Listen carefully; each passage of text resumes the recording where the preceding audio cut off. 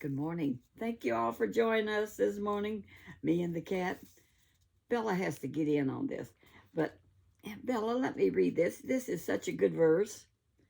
And it's, let me see, Isaiah 43, chapter, second verse. When you pass through the waters, I will be with you. Bella, when you pass through the waters, I will be with you. I will be with you, and when you pass through the rivers, they will not sweep over you. When you walk through the fire, you will not be burned. The flames will not set you ablaze. He is with us through everything. Even a cat sitting here wanting to be on video. You would think she was the star instead of me. I'm the star. My brother Denny told me so. He says, sister, you are a star. No, I don't think so. But that's life. He says he wants me to cut one every day. I'm not in the mood sometimes, but I'm in the mood today. So here goes. This hat is one of the antique hats that James gave me back when I first started my videos. Last November 9th is when I first started accidentally. I was looking at my, here cat, get over here. I was looking at my iPad and I said to myself, you know, you don't look too bad to be 90 years old. I believe I talked a little while. So I talked a little while, about 11 minutes or something. And then I said, you know what? I think I'll put that on YouTube. So I did. And then people started signing up and I was pretty happy with what I had, you know. But then Cole Catano found me and Jared King TV. Do you know his is now going to nearly 39,000, going right on up to 40? And when I first started, he only had 15,000. But I tell you what, his Appalachian stories are so good. Me and James watched one last night.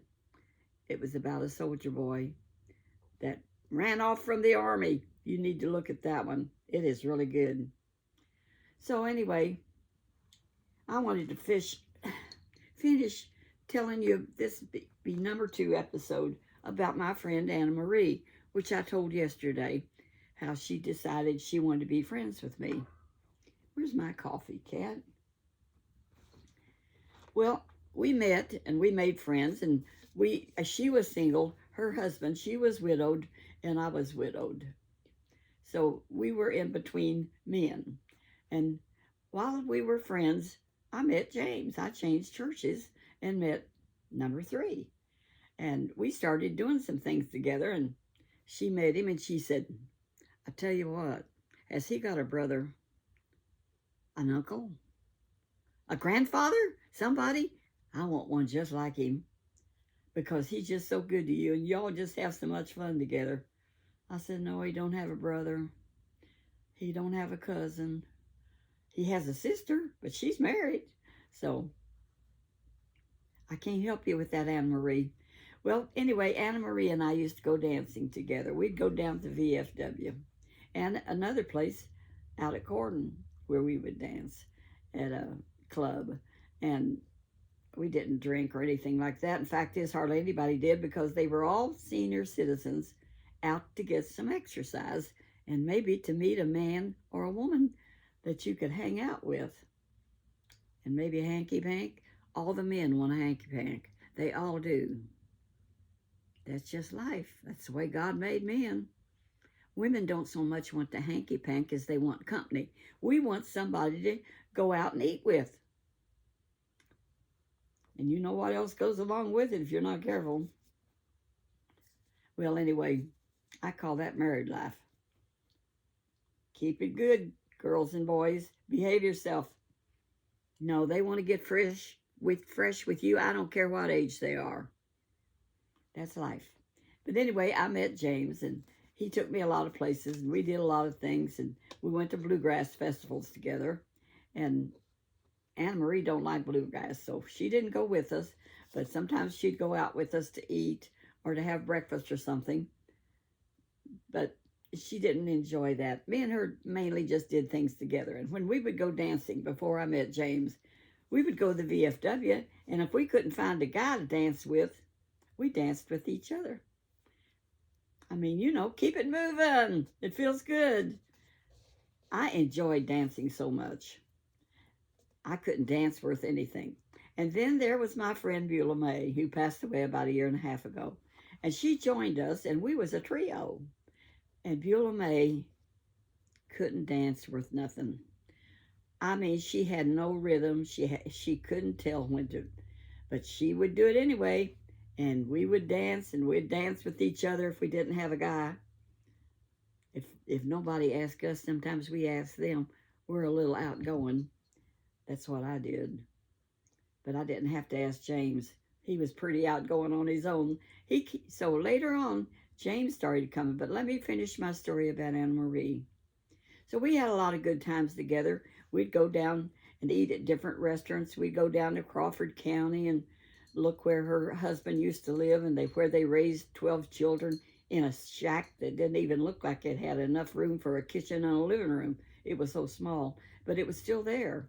And she showed me all that, and we would go to Harrison County Forestry and walk through the woods, and we enjoyed walking, me and Anna Marie, and she would walk my speed when we walked through the woods, which was better because when we went to the mall, I couldn't keep up with her. She was a go-getting girl. So anyway, we had a lot of good times together. And then she told me about her history with her husband and how he passed away. He bought a motorcycle, and he loved it. It was not a cheap motorcycle. He paid great big money for it because he had worked and made it. And so he bought this motorcycle. He joined this club where it was married couples, and they took trips together. She said, I'm not going. She said it took her 3 years before she got the nerve to get on that motorcycle and ride with him. But finally, she got on that motorcycle. They took trips out west. They would stay in motels and stay gone a week or so. And they went a lot of places and did a lot of things, she said. And she really enjoyed traveling on the motorcycle. Of course, it would ride 2 people, and they all wore leathers and all that kind of stuff. It was a big thing for that motorcycle club that he joined. And she enjoyed that with him for several years.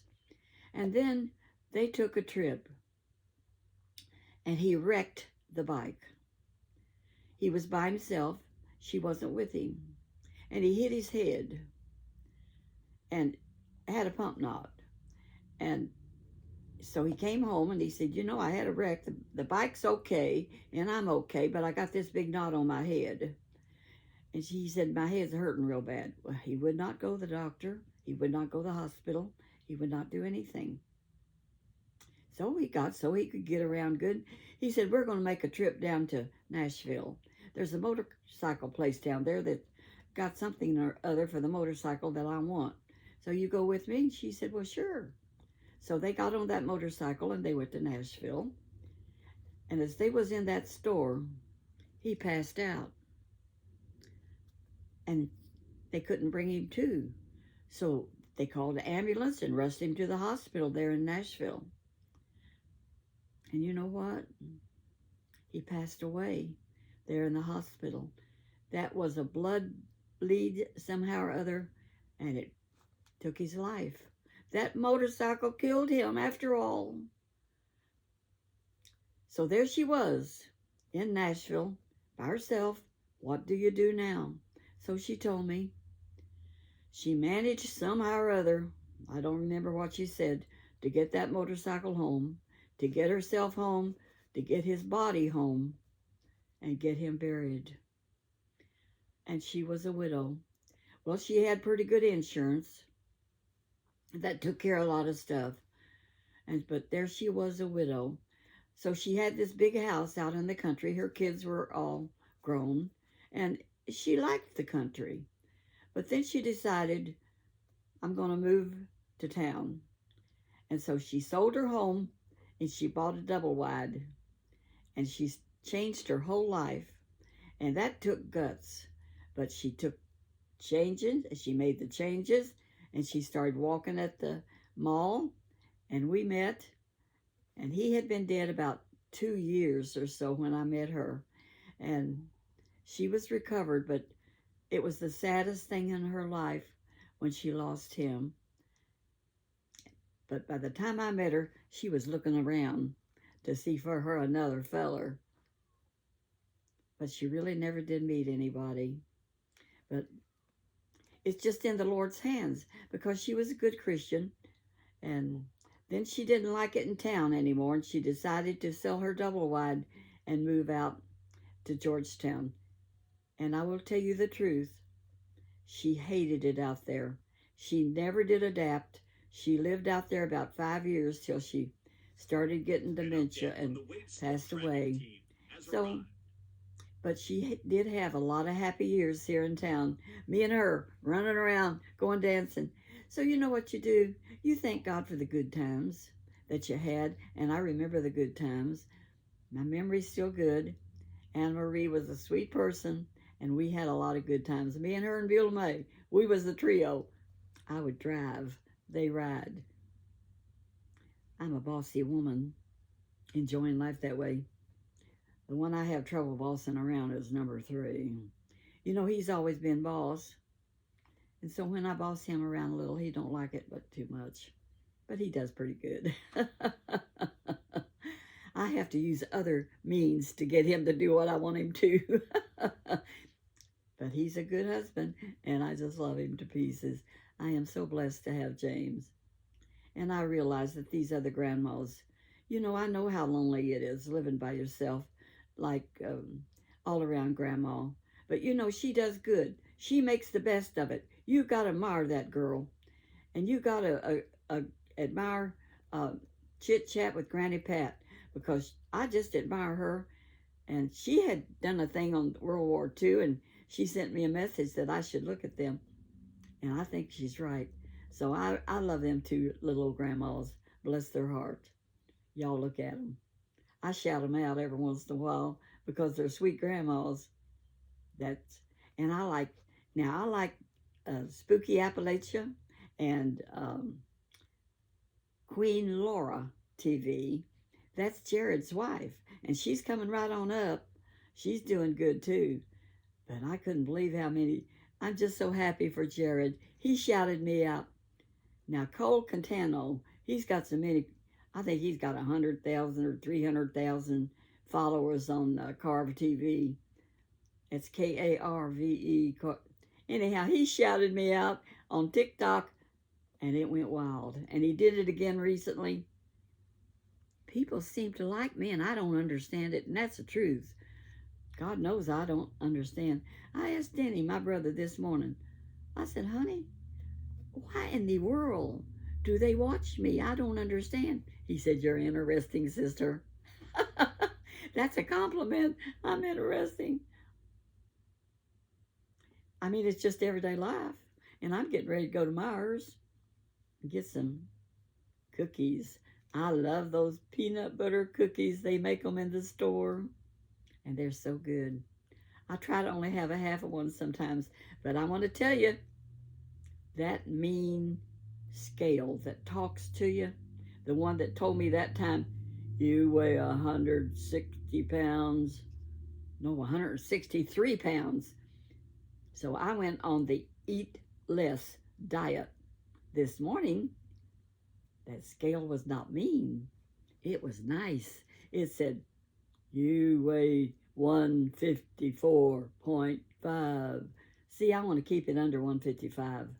My doctor told me it was all right if I got a little overweight as I aged. And me and Patricia was talking, that's Denny's wife, this morning. I was talking to both of them.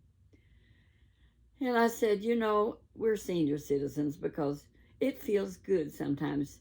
We wake up, we go to bed maybe 8 o'clock, maybe earlier. And so we wake up like at 4 o'clock or 5. So I get up at 4:30, and I have my coffee. I look to see how many of y'all have signed up again. That's the first thing I do, and I tell you what, it's a miracle of God. Another miracle of God. And don't you love this hat? Now, this is one of those antique vintage hats. It is really unusual, and it's got a thing in it. It was not made in China. Where was it made? Made in, well, it's not China. I think it says, Union made. You know what that means, don't you? USA. Probably from the 1940s, maybe. I don't know. Fix my hair. Oh, now, what was I talking about? Oh, yeah, going back to bed. So I got up and had my coffee this morning, and I went back to bed, and a cookie. And I went back to bed about 5 o'clock, and I said, honey, I'm going to lay down a little while. And I woke up, it was after 6 o'clock, and he wants to be at that Y by 7. So I was rushing around like crazy, figuring out what am I going to wear today. I want to look pretty for all the grandbabies and people that watch me. I've always primped. Even when I was a little girl, I wore ribbons in my hair and scarves in high school when nobody else was doing that because I didn't care. I decide what I want to do, and I do it. That's life. You might as well, you know. If it looks cute, wear it. So anyhow, I had all these good people shout me out, but I know what it's like to live alone, and that's what Granny Pat does. Chit-chat with Granny Pat, and she does great. And she thinks of all kinds of different things to talk about that is beyond me. And all around Grandma, she stays busy doing stuff too. So check us grandmas out. Us grandmas gonna stick together.